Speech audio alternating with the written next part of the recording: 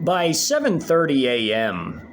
or half hour after the battle outside of the William P. Hobby Airport had come to its conclusion, a mechanized infantry battalion of the 2 from the 131st Heavy Combined Arms Brigade that had been clearing the flanks had begun its assault against the HHT, a surgical strike against its logistical facilities beneath State Highway 288, which were the only reason why they had even made it up until this point as it pertained to the logistical stores themselves, and a portion of the HHT that had survived with them while others had perished in precision, tactical, and cruise missile strikes as it pertained to tactical ballistic missiles from the 616th Strategic Missile Forces Brigade fired earlier into the area, along with the CJ-10 cruise missiles from the Renhai-class stealth cruisers and the YJ-18B submarine launch cruise missiles coming from the Song-class subs, as well as 300mm rocket strikes into the downtown area and slightly beyond from the A300 Battalion of the 83rd PLA 83rd Artillery Brigade from the 83rd Group Army, and also firing their short-range ammo were able to hit these areas, as well as also a Tu-22M strike flying over the area and dropping an enormous payload into this area from the squadron from the Russian VVS or Air Force, which consisted of 8 total Tu-22Ms, all but one by this point having it dropped its payload, as by now the fighting at the William P. Hobby Airport only 30 minutes earlier had been one of a very savage nature, as the surviving elements that even remained of the American 1st of the 98th Cav, one of the 2 battalion-sized elements, or Cav squadrons, of the larger 36th Infantry Division, the parent unit of these battalions, one of the battalions, the 1st Squadron being of the 278th ACR and the 1st of the 98th Cav coming from the 155th Armored Brigade Combat Team, also within the 36th ID. As these forces had tried, at the behest of the HHT, or the command and administrative and even some logistical elements over the entire 278th ACR, to defend their logistical site by pushing away PLA forces that had materialized dangerously close on CCP regime properties to the immediate east of the logistical locations. The threat to these logistics wouldn't even come from these forces that materialized very close, but instead would come from the south, from a battalion of mechanized infantry that, with another battalion from the same brigade, the 131st Heavy Combined Arms Brigade, had already destroyed the 2nd Squadron of the 278th ACR. As these forces, the heavy troop and rifle platoon that had fought alongside armed reactionary civilians that had essentially come up out of the ground in this area to find the area under heavy assault and partook in the battle alongside of the military forces of the American Army National Guard, and others trying to find respite in industrial buildings outside of the airport, had essentially all fallen in this battle, as the Armored Battalion of the 60th Combined Arms Brigade had essentially moved into the area up I-45 before its elements had gone into the William P. Hobby Airport to assist in providing a very tough security perimeter, with 3 of their 4 tank companies essentially forming this perimeter, along with also 2 of their 4 combat platoons from their anti-tank company of the very powerful QN-506 vehicles, with the headquarters platoon, of course, of that same company, of the anti-tank company, inside the airport as well.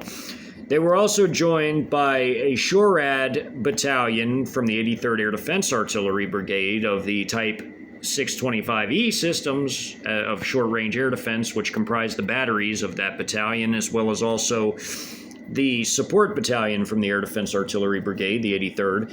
who all went into the area to establish it as a mega FOB, and were being joined at the time of the progression of the battle by an additional mechanized infantry battalion coming from the 113th Combined Arms Brigade, as another of their 3 mechanized infantry battalions of the 113th had, along with the Combat Engineer Battalion, moved in to serve as reinforcements for the Mechanized Infantry Battalion that had materialized on the other side of I-45 near the Buffalo Bayou, which had moved into a city park and had assisted in the laying of a very clever trap to destroy these 2 battalions by a Tu-22M, heavy strategic air raid, some Su-27s as close air support for the PLA forces on the ground as well, and the forces utilizing their very capable anti-tank weaponry in the form of the HJ-08 man-portable systems and the HJ-12Es fired by their VN-20 infantry fighting vehicles in each platoon. As these forces held the line, even sending out 2 advance companies as far as advancing out ahead of their forces to serve as hunter-killer teams in front of the bulk of their forces while the Tu-22M showered the rest in munitions, they had essentially destroyed all of 1st Squadron between the mechanized infantry and the Tu-22M air raid, while the Tu-22M air raid alone destroyed nearly all of the 1st and 98th Cav minus 1 company and 1 platoon, which had continued on with its directive as they knew not what else to do, and moved in to the slight southeast of instead of going northeast, and they ended up in a battle outside the William P. Hobby Airport, where they were faced down by an advance company of the Mechanized Infantry Battalion. As the battalion moved into the area, a leading company of its had met up with the armored forces from the Armored Battalion from the 60th Combined Arms Brigade, its lone armored battalion, moving up the highway and entering the battle with 1 of its 4 tank companies fanning out, with both armored infantry companies for infantry support, as well as 2 combat platoons of its QN-506 anti-tank vehicles of the anti-tank company, and they had completely annihilated the threat that was posed by the company and platoon, as well as all of the reactionary armed civilian elements that were fighting alongside these forces, having essentially materialized in this area from either underground or from hopping between rubble piles to get to where they needed to go as far as moving throughout the city and its effigy of what it once had been in terms of a complete rubbled wasteland resembling Berlin in 1945 more than it resembled the Houston of mere hours earlier, as before midnight, Houston had been a bustling, busy city, America's 4th biggest, and now it was a heap of ruins and just a shadow of its former self, with very few remaining structures even still standing in the core metro area, as the crossfire and artillery and air raids from heavy strategic bombers, which when all combined carried the equivalent and conventional payload of 16 Hiroshima nukes, had basically razed the city almost completely to the ground, and hundreds of thousands of people with it. As the city had a pre-war, pre-invasion population of 7.1 million in terms of its greater metro area, nearly 1 million of them had perished between all these causes of destruction, including even tactical, ballistic, and sea-fired and land-based cruise missiles from the container-based systems to boot, even thrown in with the crossfire of the combat erupting in different parts of the city, along with the massive artillery barrages, which included rocket and howitzer, as well as also the air raids, even some air strikes from close air support coming from the fighter aircraft and more. And all of this had led to an enormous course of total devastation and annihilation, with, again, very little of the city remaining, as by now the city, in its ruined state, was still in the midst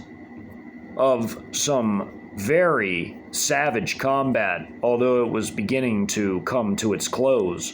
At least for the invasion phase, however, combat would resume a bit down the road, as several days from now,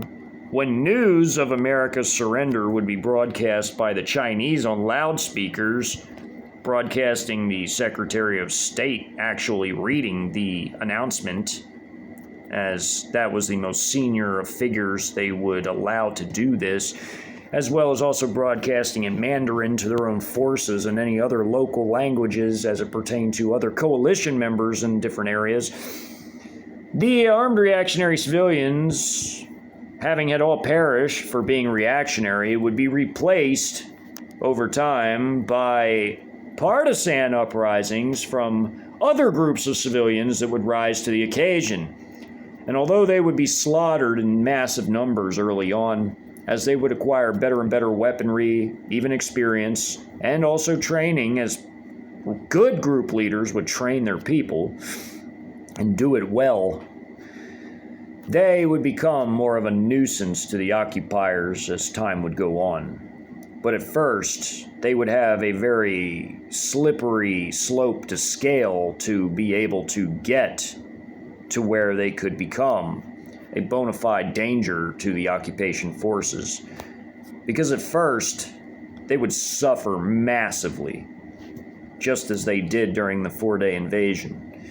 By the time this fighting was occurring just south of downtown for the last remaining forward logistical point of the Americans, which again had only been spared due to the actual supplies themselves, the logistics, even the vehicles for the transportation thereof, being underneath the highway,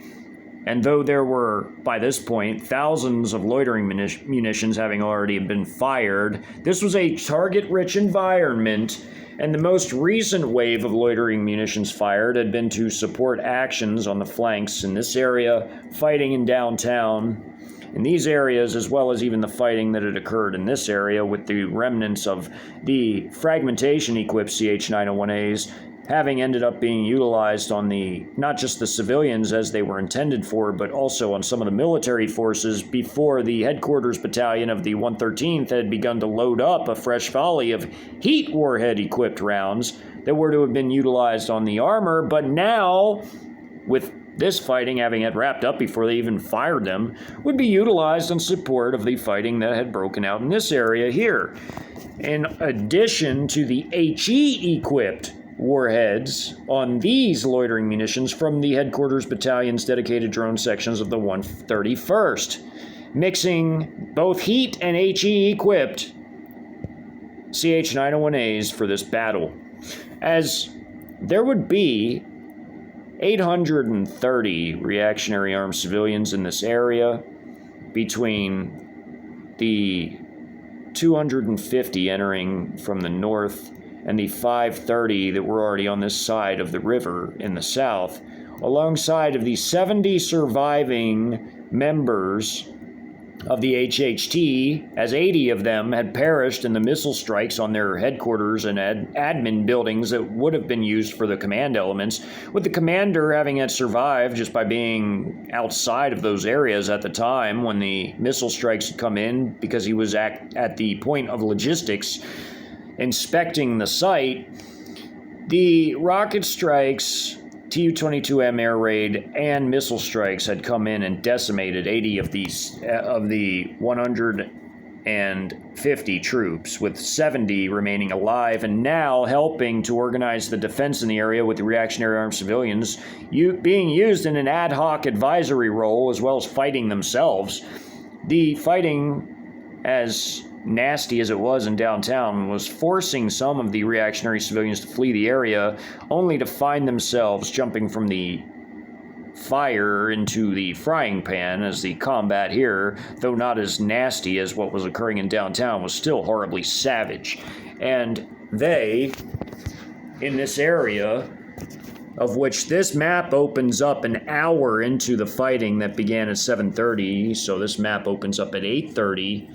had already been at the point where the forces of the PLA, of the Mechanized Infantry Battalion, had spread out with 2 companies facing eastward from the west, and 4 of the Mechanized Infantry companies, two facing east from the west, and then the other 4 of the 6 mechanized infantry companies of the battalion facing north from the south. And essentially what was occurring in the previous hour was these firefights were very long and drawn out to capture these city blocks. And this battle would end up lasting about 3 full hours to capture this area, just because of the nature of the rubble and how difficult it was to get the vehicles through, and the necessity to use infantry to do the vast majority of the fighting.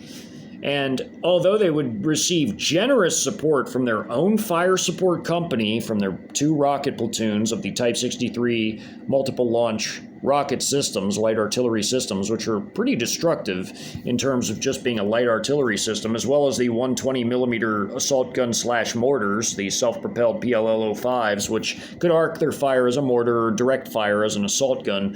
They too would fire their 120 millimeter shells as mortars into this area with the humongous amount of loitering munitions and one of the 3 CH-4As, a high altitude armed recon drone that oddly enough had 4 extra hard points compared to the dedicated combat drone, which was the Wingloom 2 being used,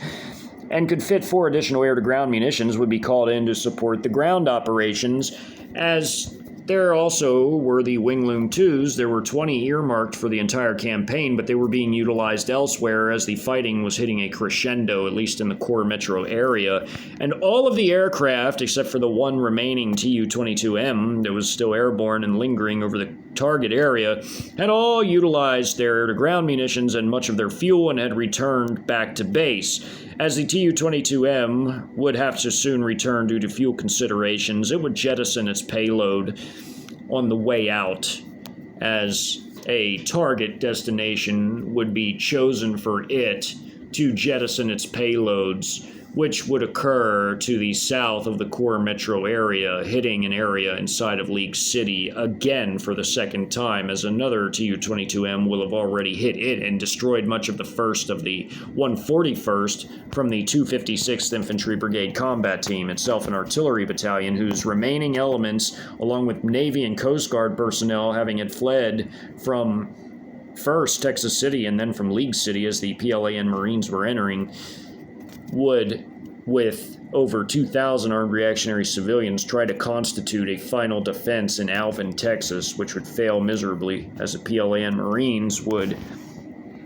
rapidly surround the area. Even though they were coming from the east, they would use their air assault troops and drop them behind the lines of retreat to the west and cut off the city rapidly that way, and not allow for the defenders to escape, and use their artillery battalion of PLZ-07s, 122 millimeter howitzers, self-propelled, to shower the area in artillery. As, again, there were 2 companies facing east from the west. This platoon of dismounted squads of 5 belonged to the vehicles that were just off map adjacent to this block right here. And there were 2 more combat companies further down. The 4 additional companies, as again, this is an hour into the fight, one of which had folded up and was behind where there's this is a relatively large boulevard that actually, as it leaves the city, becomes a major state highway, but this is a boulevard inside the city, and as it moves through this area, these forces had essentially gone behind with the headquarters elements of these 2 companies to basically provide them security, as these manhole covers had proven to be a nuisance, as communications throughout the battle had informed the PLA of how these were being utilized by the American forces to pop up in different areas and cause them major headaches at times when it came to tiny ambushes, although some failed, others were successful at times. And Molotovs were the most frequently used weapon, while some even involved use of AT-4s. As the rockets at the opening of this map are showering this area from one of the firing platoons, while the other firing platoon is hitting targets further off map to the south. The 120 millimeter assault gun mortars from the PLL-05s, launching their shells as a mortar, are coming in and hitting massive targets as well. And as there were 96 total loitering munitions fired, many were hitting targets on the line just to the immediate south of this map right here. This is a 1 by 1 mile map. When the battle started, it was a 1.5 mile by 1.5 mile map. But now they had closed in, essentially, to where the last line facing south was right here, just off map, on the next block down, while these companies were moving into the area. And there were still 3 companies off map holding this area here, and off map another company on the other side of the highway moving up. So essentially what was happening was these 2 companies were moving in. The last company of the 4 that were off map had folded up, so now it was essentially 1 back here, so it was 3 companies and then 3 other companies in this area as they gradually moved in. And the fighting in many ways resembled scenes like this, where mechanized infantry forces were essentially moving up with their vehicles, at least until their vehicles got to areas where they couldn't traverse anymore due to massive rubble piles in the way ahead. Then they would use their dismounts, who would peel off and clear rubble piles on either side that used to be buildings. And the buildings in this area used to be much taller buildings, essentially, and now were knocked down to basic piles.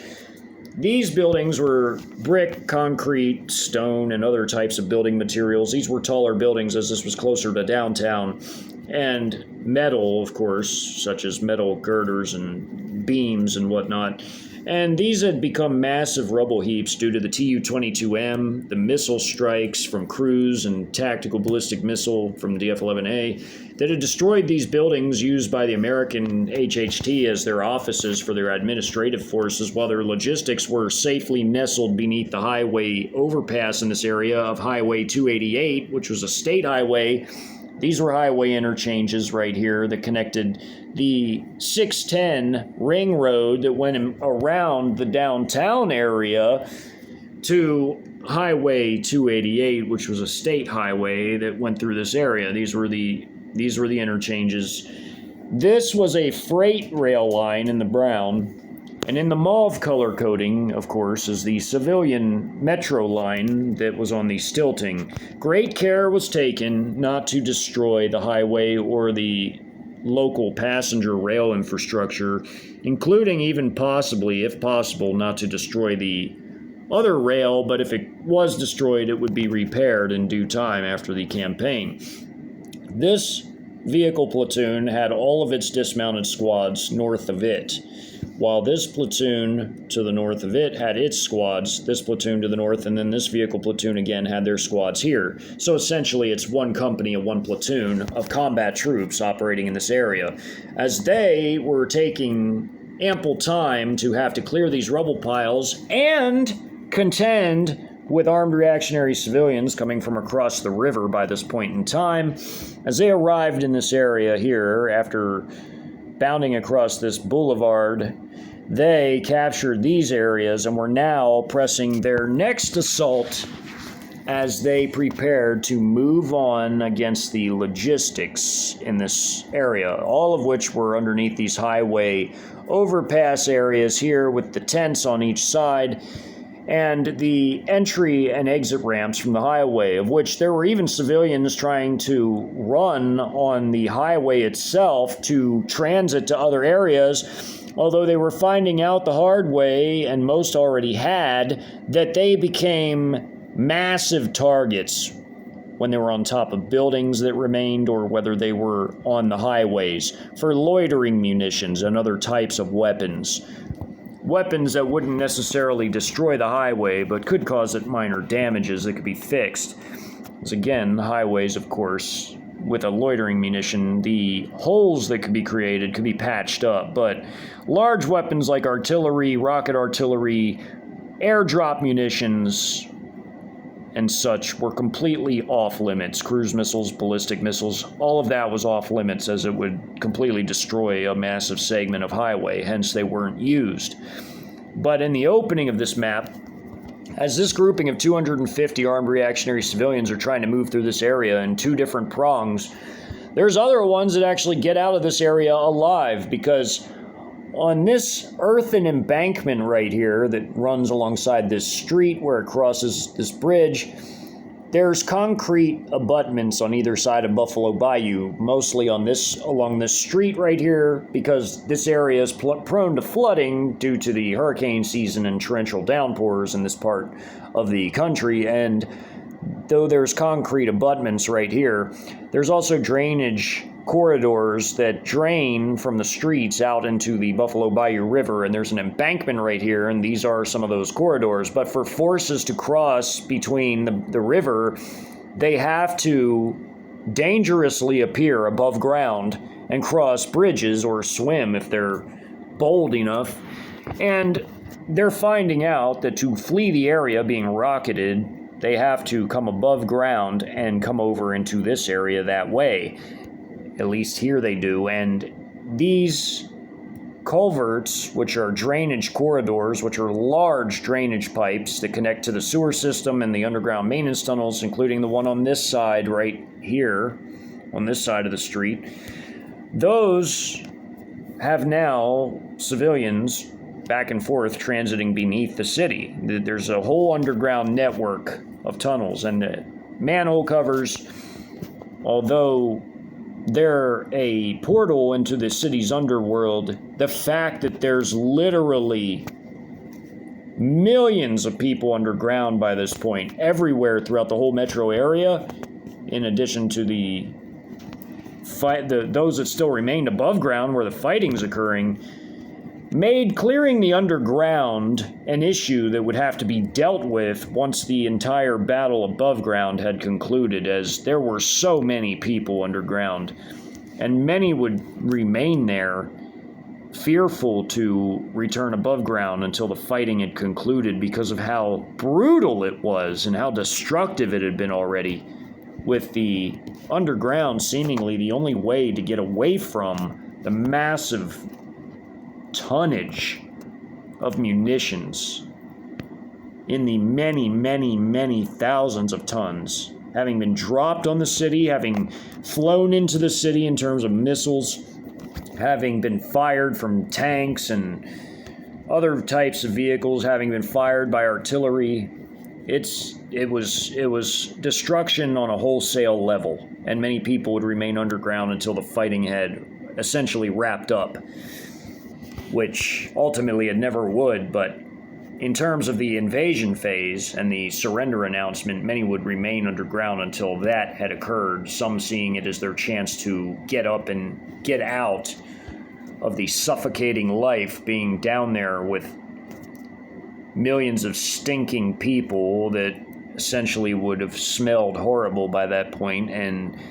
basically been famished, as food was very scarce under there, minus what people brought down with them, and surviving under there long term would be a task in and of itself. As these forces are fleeing, including being led by this all-terrain vehicle on the other side of these rubbled city blocks, mortars ISR directed had landed and destroyed this vehicle and people following the vehicle, this ATV, as well as others going up this highway entrance, being hit by a mortar strike right at the mouth of the highway entrance, destroying them trying to do so, while another mortar landed in the street and cut all of them down at the opening. While these personnel are trying to flee from this tent, they were hunted down by a loitering munition, as another loitering munition came under the street and hit these tents, and this one hit this vehicle right here. These loitering munitions patrolling the highway essentially got this group right here, while this group ended up inadvertently being KIA'd by fire coming from the ground, as fire coming up towards the highway edges managed to get some of them, as the 30mm autocannon from one of the VN-20s leading the procession of their platoon vehicles had slammed into the highway. As the 30 wouldn't do too much terrible damage to the highway, the 100 was not used when firing up at the highway, but the 30 would be utilized instead, as the 30mm autocannon could punch holes right through the concrete of the concrete abutment that was on either side of the highway, it wouldn't destroy the highway itself, so those could be utilized as it pertained to the objectives of the PLA forces involved. As mortars came in, 5 landed in this area right here, along with CM502 KGs and HJ10s, 2 of each, 1 on each side, were fired from the wings of this high altitude, the CH-4A reconnaissance drone firing into this area, with most of these missiles landing here and 1 landing in here, along with the mortar strikes, causing these civilians to flee into this manhole cover that's completely surrounded by rubble, but still able to be gotten into and out of. As this had been a parking garage, it had been, during the carpet munitioning, not directly hit by any of the dropped munitions, but the munitions that landed in the area had caused it to pancake on 2 different sides with this corkscrew for the vehicles to go to the different floors of the garage, horribly damaged and collapsed, especially towards the ground, with this whole side pancaked in as a munition had landed right here, dropped from the Tu-22M, as others landed on this side too, as the Tu-22M ceased dropping its munitions before flying off to hit other areas, as these areas here had been essentially cratered and devastated by the tactical ballistic missile and cruise missile strikes. These city blocks were completely wrecked, including on the other side of these, and then the 300 millimeter strikes in conjunction with the Tu-22M air raid came in and did the rest. And this neighborhood was completely flattened, including on the other side of the highway as well, hit by other types of munitions also. As this battle progressed, these firefights were long and drawn out with these armed reactionary civilians who utilized the rubble pile as fighting positions, although the withering firepower from the 120 millimeter mortars that were ISR directed, as well as the AI target seeking mode of the loitering munitions, of which there are 96 fired between both headquarters battalions, dedicated drone sections of the 131st Heavy Combined Arms Brigade and 113th Combined Arms Brigade headquarters battalions and their drone sections. They had already slammed into multiple targets by this point, and those still in this area would slam into LMTV trucks and the HETs, or the heavy equipment transporter trucks, armored recovery vehicles, as they had some with the heat warheads as well as the HE warheads, and groupings of troops and civilians transiting the area. As these armed reactionary civilians that had gotten up on this highway segment had seen what happened over here with loitering munitions, they turned around to flee, but the loitering munitions were far faster than they were on foot, and as they turned amid all these abandoned cars that would have littered the highway, not all that dissimilar from scenes such as this, they would essentially be cut down by the loitering munition strikes as the CH-901As followed them, especially the HE warhead equipped ones, and they hit and destroyed them. These again had escaped underneath this highway segment where it was an interconnect, and as well as the rails that were on stilting just below that, but above the tributary, the Buffalo Bayou. They escaped and got into a drainage corridor and made it out with their lives. They decided it was a foolhardy effort to try to cross this river, as really the only way to do it was to swim or to cross the street bridges, which these personnel over here were finding out the hard way, these armed reactionary civilians, that it couldn't really be done safely, and were hit by loitering munitions coming in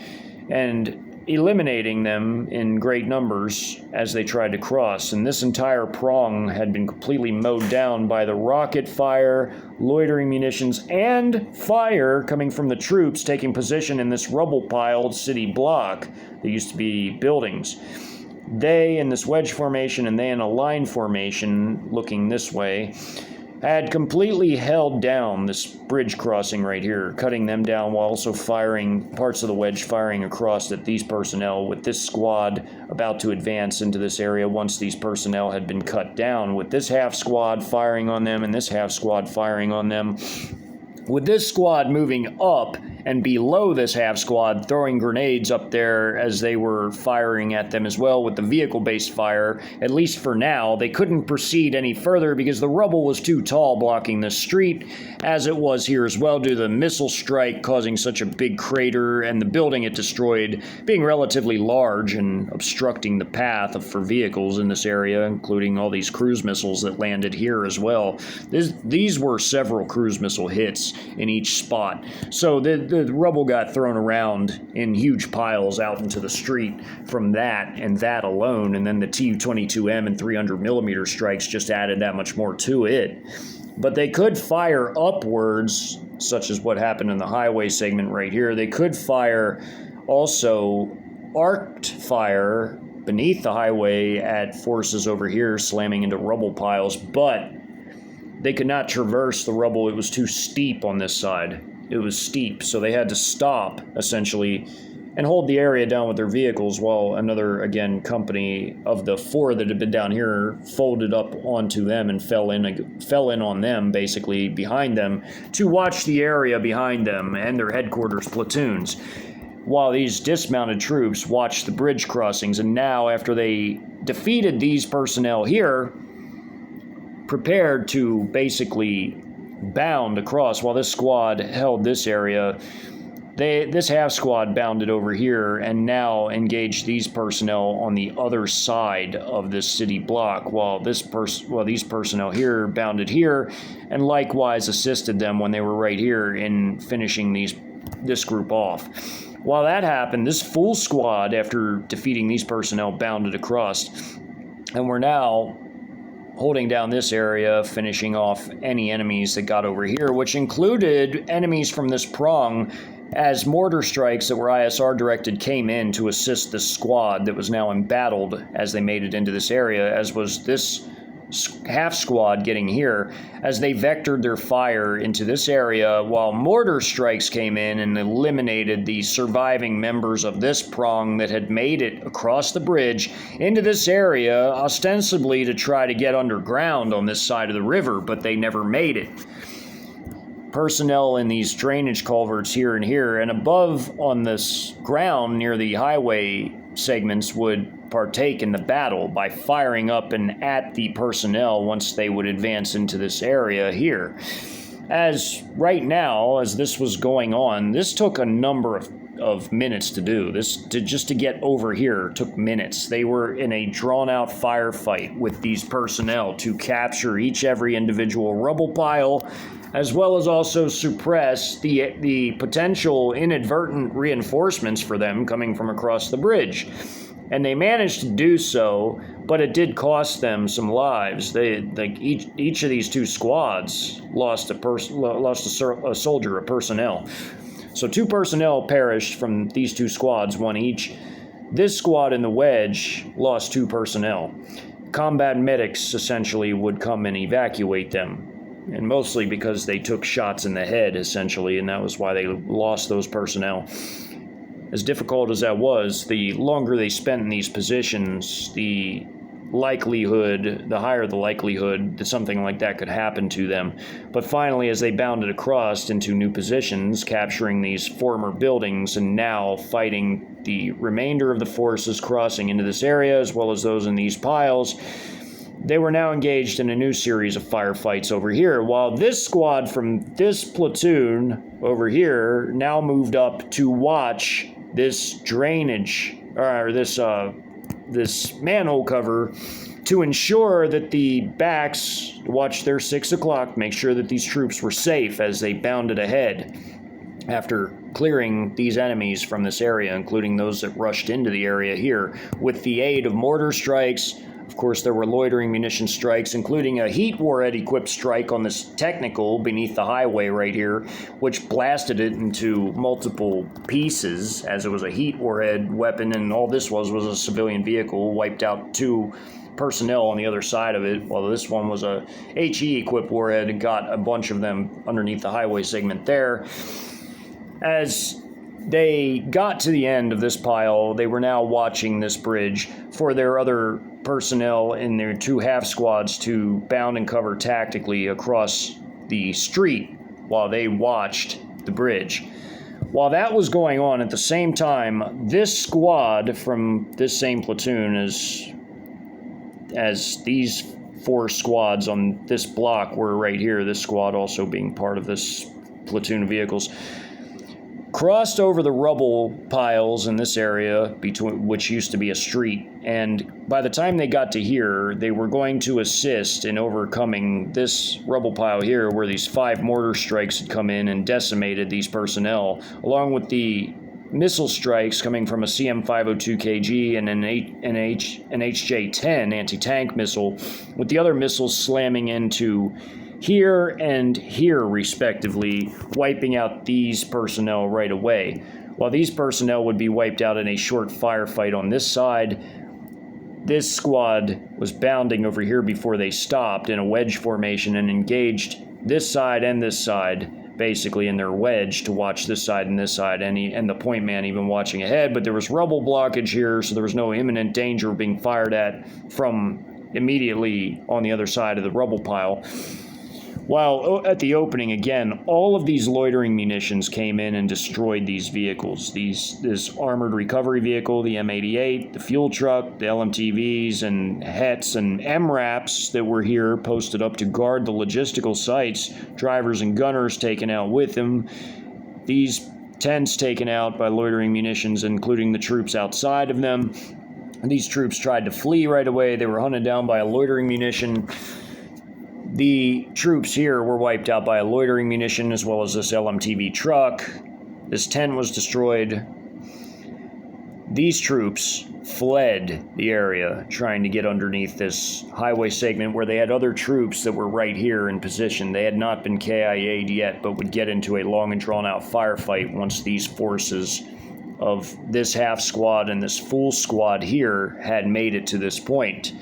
With this squad of the platoon having had moved up here and then moved up again to watch this manhole cover, after these forces had basically removed these threats and were now watching this full squad, watching this bridge right here where these forces had earlier tried to cross, and some did get across and had to be destroyed by mortars and also the fire from back here. When they got to this position, watched this street bridge, they tactically bounded and covered across after finishing off this group right here. But when they did, these personnel had emerged onto the top of the parking garage and became immediate targets for loitering munitions that came down with their HE warheads and slammed into these personnel on the roof and on the corkscrew side. Although they briefly exchanged fire, it was very short-lived, and they were all cut down. As most of this building had pancaked badly on this side from a munition landing very close by here, and another landing right there from the heavy strategic bombing of the Tu-22M as the munitions spread out and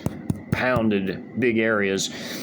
They had basically pancaked this building here and over here and rubbled much of it, although it still had some surviving parts of it intact to get on top of, but that made them fall prey to loitering munition strikes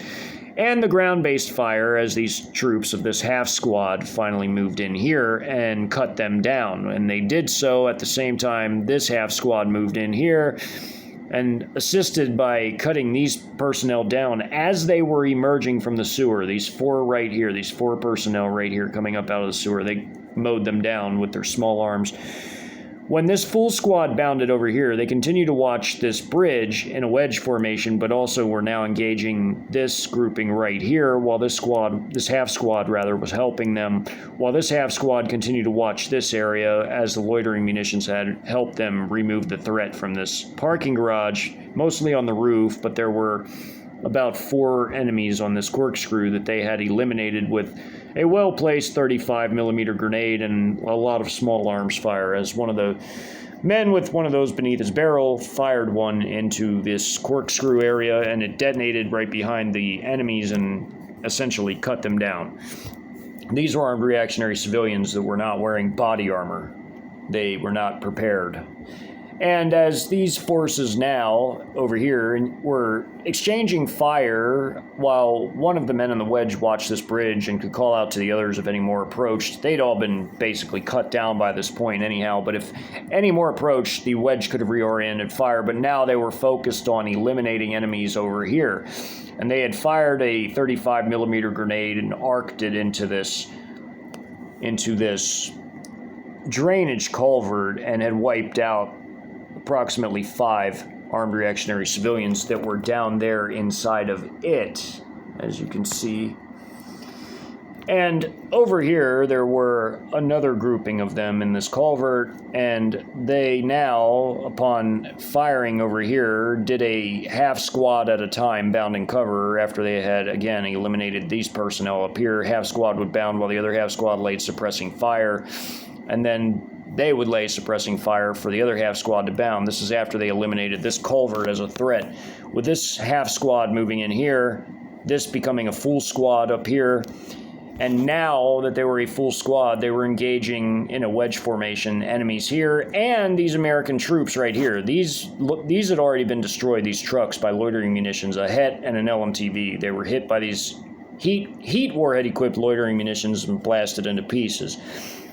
This half squad now moving up, taking position amid the rubble, were firing at these forces up here, as well as those that had run under here as well, and there was a heated exchange of fire by this point. Again, early on, these forces had been destroyed. This all-terrain vehicle, including these civilians and troops running up here together, trying to get up on this highway segment, but they were hit by a mortar right as they were entering this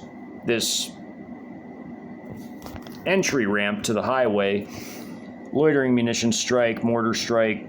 got all these personnel. Another loitering munition strike, loitering munitions against vehicles, patrolling the highways, getting these civilians up here. And there was still more loitering munitions available, which again, too, had destroyed these forces. Also, one would end up hitting these forces while these forces engaged them when this full squad materialized over here in a wedge and started to lay down heavy fire at these personnel over here, including firing grenades and small arms into this drainage culvert opening here, and cutting these personnel down who were laying in the prone position trying to fire at them. But they were very well entrenched in rubble, and they were not. Although they were by some trees, the trees were relatively thinly spaced and easy to see into, especially with the quadcopter reconnaissance assets who could see everything going on everywhere at all times, unless they were in a very still position beneath certain types of plant matter and didn't move, like coniferous piney plant matter, or if they were near burning rubble or wreckage, which would obscure their IR signature drastically as well, or underground. If they were underground especially, they would not likely be seen unless it was very narrow of a layer of earth. And even then, there were ways to outsmart the IR imaging, but anything moving and seen was nearly instantaneously eradicated by well-placed mortars, rockets, loitering munitions, ground-based fires, or even artillery when and where allowed, or air power and drone-fired missiles. So these forces again fled underground at the time that this destruction was going on, and these forces had come around and started to lay down heavy fire into these areas. These personnel fled underground as the missile strikes came in and gotten these guys, and these guys came up and fired and eliminated these 5 personnel in a short-lived firefight. What had happened here in the south was, as all these actions were going on, by the time this action here was happening, right here, this firefight was going on with these squads. 2 half squads and 2 more half squads making a full squad right behind them of this other platoon from this other company, whose vehicles are right off map on the street below this to the south of this block. What happened was this squad, in 2 half squads, was firing on these personnel, and they got in a long drawn-out firefight because these were good positions and they had to overcome them. And eventually, they got the last of them. After they continued to expose themselves and shoot, they would eventually eliminate all of them by hitting them as they would expose themselves and shoot. It would take them some time to do this, but eventually it would be done. They would even throw hand grenades and fire tube-fired grenades, rocket-propelled grenades, HJ-08 anti-tank missiles, but the rubble was very thick here, and some of these positions were very difficult and time-consuming to take. So while this action here was going on, the same thing was happening here. They all tried to coordinate their actions with their combat data links and radios and ISR networks, and they were able to do so relatively well. So by the time these two half squads bounded and covered tactically into this area after eliminating these threats, the squad behind them and two half squads bounded in to take their place when they started moving into this area because there was no more enemies on this block. So when they moved into this area and engaged these forces, mortars came down and destroyed them as they called in for mortar support. Enemies were fleeing the other companies just off map into this area by the time these forces were here after a drawn-out firefight in this area. So by the time they were engaging these forces and the mortars were called in and destroyed them, and they bounded across these two half squads, they broke up into two prongs when it came to this half squad right here. And some of the men came up to throw a few grenades. There were two men right here and three men on the bottom. The two men threw grenades. One grenade landed here and got some of the last men to escape the area that were still above ground, trying to climb down hurriedly after those that were going down into the manhole cover right there in the city block. But they got these personnel with a grenade after the full half squad had finished off these 5 personnel right here, and then they would stay in their positions with some at the very bottom of the rubble pile and others staying up here. They're no longer taking fire from this area because all these forces had been destroyed by that point early on by the incoming loitering munition strikes as well as ground-based fires coming into the area from the other companies off map. Again, remember, as they would take positions, the other forces would fold in on them, essentially fall in on them and basically let them continue their advance. As they would be no longer needed facing this direction, they would come back and fall in behind them on positions that they'd captured. As these forces were fleeing the area and this half squad got into position here, they ambushed them while they were also in a firefight with these personnel right here. But the mortars had taken out all these personnel on this side, and the mortars, after they had taken out these personnel, caused them to be able to bound ahead. With this full squad behind them moving into position right here, the forces here, while they bounded in position here, had bounded right here. And again, this half squad had basically gotten into a firefight with these personnel. And while they tried to go to the drainage ditch, they had thrown a hand grenade into this area to ambush them, and it blasted and basically took them all out. This was about a grouping of about 10. They took them all out with a well-placed hand grenade while they were firing over at these other forces, including with rocket-propelled grenade fire, which destroyed 2 relatively soon after getting into this position, although the rest continued to fight back until they ran out of ammo and then they surrendered. And essentially, this fighting here was going on at the same time that these forces were making their move here. And the last real fighting in this entire area was the fighting going on between these troops as they fled their previous location underneath this highway segment, while the troops on the higher segment on the incline going up to the highway on this entry ramp from this street were engaged in a back and forth between these forces. Although the parking garage would have to be more thoroughly cleared, and it would be, this half squad continued to hold its position as, again, the PLA troops, some of these squads had lost some troops, and they would really have to hold their position until other forces not yet committed to the fighting, like all these platoon elements that had forces that could have been committed as reserve-like elements, would be sent in to continue to go through these structures as well as hold the bridges down, because after these logistical stores had been captured by these advancing forces, including the forces soon to join them from the south, as there was one last remaining company in this area as the others were beginning to fold in behind these forces, as the infantry of these companies advanced into the area, including the rest of this company to the south.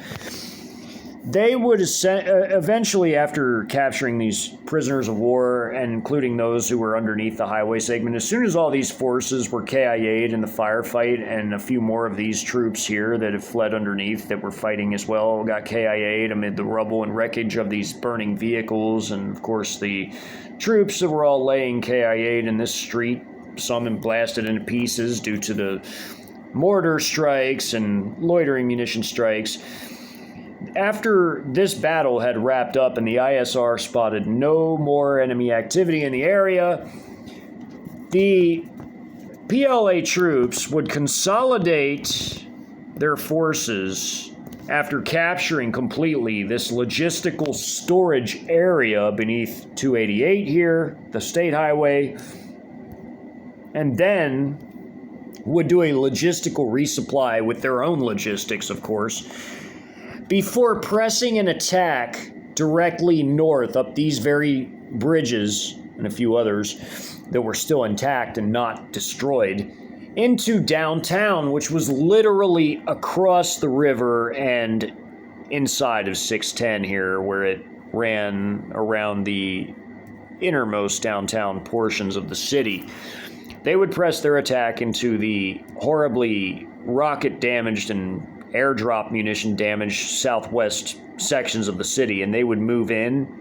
and establish themselves with the armored forces who were already here. They would move in and eventually box off this area and sweep it while the armor held the perimeter, with the last fighting of all really just occurring in this tiny little stretch of downtown, which will be covered in the very next video segment of the Hypothetical Invasion documentary series highlighting fourth generation warfare doctrines,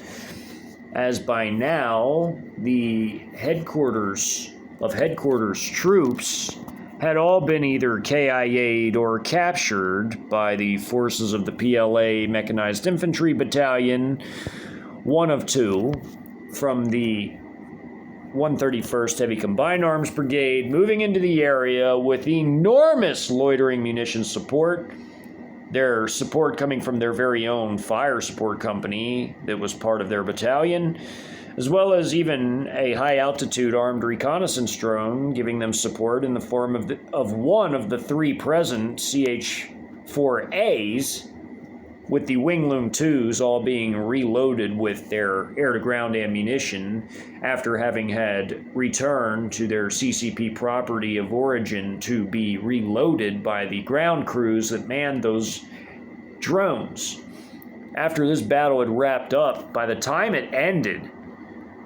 the clock had essentially struck 10:30 a.m., by which point the battle had lasted from 7:30 to 10:30,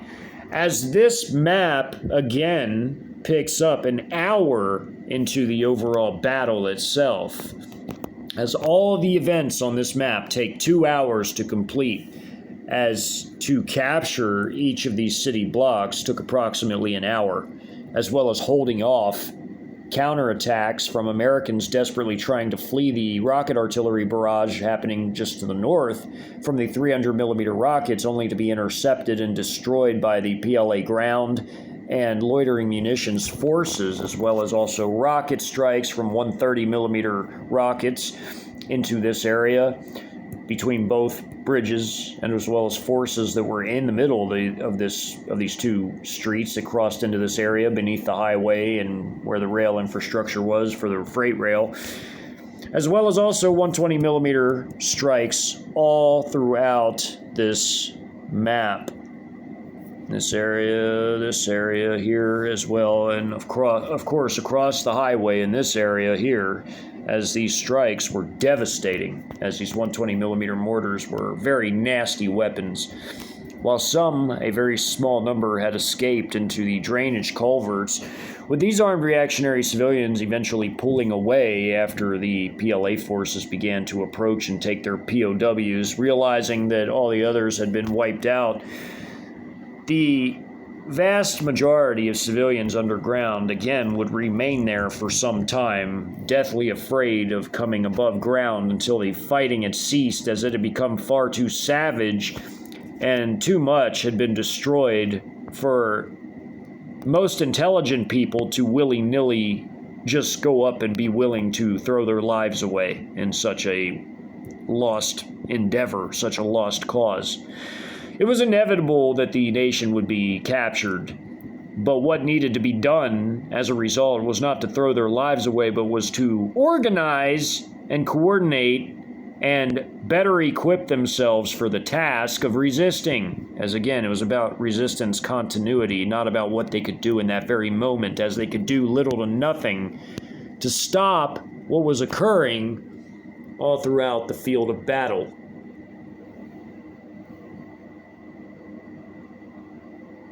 As PLA forces